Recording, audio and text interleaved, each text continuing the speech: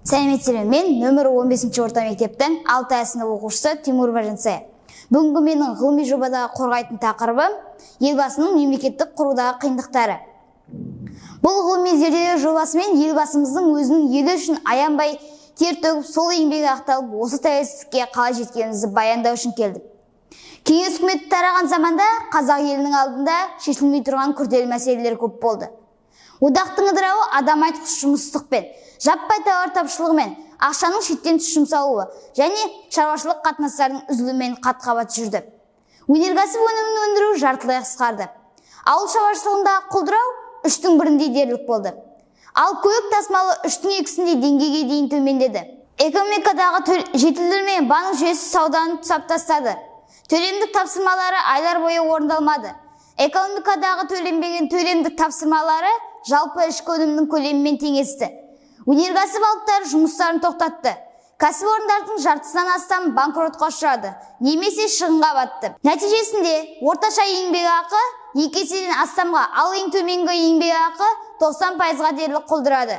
Зейнетақы мен еңбекақылардың және де жәрдемақылардың төленбеуі дағдылық сипаттала бастады. Елде соғыс пен бүліншілік кезіндегідей аштық пен суыққа тоңудың басты қатері пайда болды.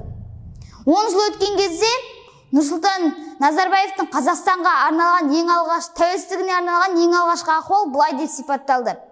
Жағдайды ешқандай әсірелемей айтайын. 1990 жылдың басында біз жардың шетінде тұрдық. Тәуелсіздіктің алғашқы кезеңі 1990 жылдың басынан тап келген кезең. Бұл кезеңнің күрделілігі сол реформаларды шын мәнінде күштеп жүзеге асыруды қолға алу еді. Мемлекеттік құрылыс тұрғысына алып қарағанда тоталитарлық жүйе ыдыратылып, нарықтық экономиканы қолға алып бастаған кезі еді. Адамдар 70 жыл бойы бойларына сіңіп қалған жалған әлемнің қиялы елесінен қол үзгілері келмеді. Жаңа конституция Қазақстанның егемендігінде заң жүзінде бекітілді. Ең алғашқы заң келісімпаздық сипатында болды. 1995 жылдың 4 шілдесінде дайын болған заң жобасын бүкіл халықтық талқылауға ұсынды. Қорытындысында 98 баптың 55-не өзгерістер енгізілді. Экономикалық білімнен бөлек елбасымыз ауызекі ағылшын тілін қолға алып бастаған кезі еді. Себебі ол мектепте кезінде неміс тілінде оқытылған еді. Сол себепті елбасымыз ауызекі ағылшын тілін қолға алды. Қазақстан бірыңғай рубль аймағында болғандықтан іс жүзінде дербес экономикалық саясат жүргізе алмады. Қанша купюра керектігін жалпы есебін ешкім білмеді. Теңге немесе алтынды бас тілге алынды. Және де соның ішінде ең көп дауыс жинаған теңге болып бекітілді. Бұл 8 күнде атқарылды. Әлемде ешқандай жылдан бұндай операция болмаған.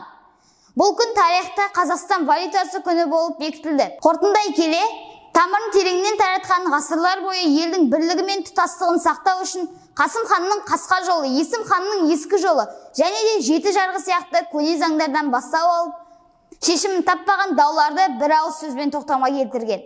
Аузы дуалы билеріміз тоқтам сөздеріне сүйенген қазақ елінің ата заңының бұлжытпай орындалуы кез келген азаматтың басты парызы. Бірлігі жоқ ел тозады, бірлігі күшті ел озады деп бекер айтпаса керек.